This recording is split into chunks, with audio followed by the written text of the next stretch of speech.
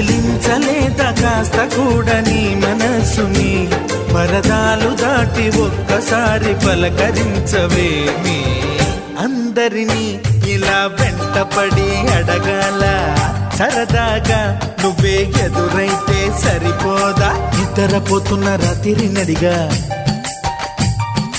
గుటికి చేరిన గువ్వల నడిగా